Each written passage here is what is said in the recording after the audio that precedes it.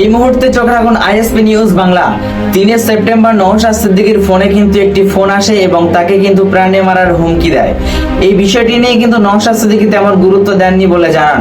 তারপরে কিন্তু নওশাদ সিদ্দিকীর বাড়ি ফুরফুরা দরবার শরীফে একটি চিঠি যায় এবং সেখানেও কিন্তু নওশাদ সিদ্দিকীর প্রাণে মারার হুমকি থাকে।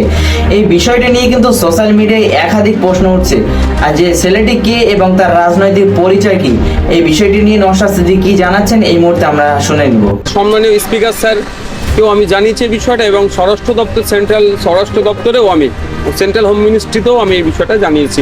এবার দেখার বিষয় মমতা ব্যানার্জির সরকার অর্থাৎ রাজ্যের প্রশাসন কত দ্রুত কে আমাকে ফোন করে হুমকি দিল, এর পিছনে কি রহস্য আছে, কে বা কারা ওকে উৎসাহ দিয়ে আমাকে প্রাণে মারার জন্য প্ল্যান করছেন, কি করছেন না করছেন সেটা খুঁজে বার করা।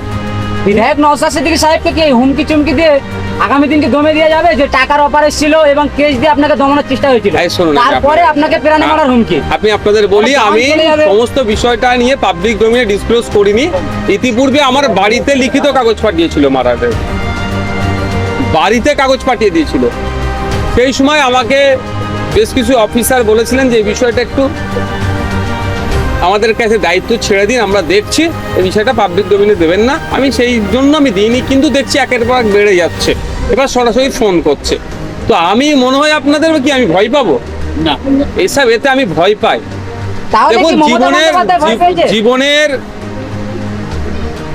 একটা গুরুত্বপূর্ণ অধ্যায় হয়তো আমি অধ্যয়ন করতে পারতাম না যদি আমাকে জেলে না রাখতো। এখানে দেখুন, আমাদের উসমান ভাই আছে, জেল খেটেছি আমরা, আর কারা জেল খেটেছি, এই জেল খেটেছি আমরা, আরো সিনিয়র লোক আরো অনেকে আছে। আমি নিজে 42 দিন জেল খেটেছি। আমাদের জাহাঙ্গীর ভাইও প্রায় 3 মাস মতো জেল খেটেছে।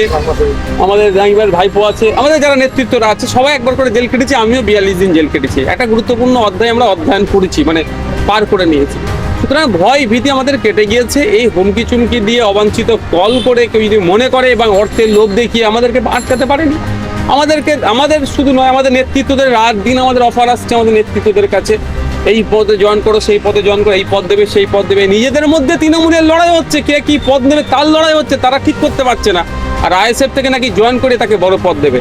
আইএসএফ থেকে তো অনেকজনকে জয়েন করিয়েছে, কিছুজন ভয়ে গিয়েছে আর কয়েকজন লোভে গিয়েছে, কিন্তু তাদের অবস্থা দেখুন, না ঘাটকা না ঘাটকা, অনেক বলে নিয়ে গেছিল, তারা এখন দুকুল গিয়েছে তাদের। তো সুতরাং ভয় টয় দেখিয়ে হুমকি চুমকি লোভ দেখিয়ে আমাদেরকে আটকাতে পারবে না। লক্ষ্য উদ্দেশ্যটা আমাদের একটা স্পষ্ট, সেটা হচ্ছে কি, এই অন্যায়ের অবসান হোক। ভিন্ন রাজ্যে গিয়ে পিটিয়ে মারছে, না মারতে পারে বাংলা শ্রমিকদেরকে, তার জন্য রাজ্য সরকার কি পলিসি তৈরি করেছে, এর জন্য আমি চিৎকার করব। তিলোত্তমার সাথে যে কাণ্ড ঘটেছে, যে অন্যায় হয়েছে, সেটা দ্রুত যাতে শাস্তি পায় যারা অন্যায় করেছে, এবং আগামী দিনে না কোনো মেয়ের ওপরে এই ধরনের কেউ নোংরা চিন্তা ভাবনা নিয়ে তাকাই, তার জন্য প্রশাসন কি ব্যবস্থা গ্রহণ করছে তার জন্য বারবার চিৎকার করব। আর এই চিৎকার করাটা যদি কারো খারাপ লেগে আমাকে হুমকি দেওয়ার কথা বলে, যাই করার কথা বলে না কেন, আমি মাথা নত করব না। একটা কথা বলে দিই, শহীদের তকমা নেব, প্রয়োজনে গাজী হব, গাজী বা শহীদের মধ্যেই সীমাবদ্ধ থাকবো। মার ছেলে পালোয়ান মানে পালিয়ে যাওয়া, পিঠ দেখিয়ে পালিয়ে যাব, ওই সার্টিফিকেট আমি দেবো না। হয় গাজী না হলে শহীদ, এই দুটোর বাইরে আমি যাব না।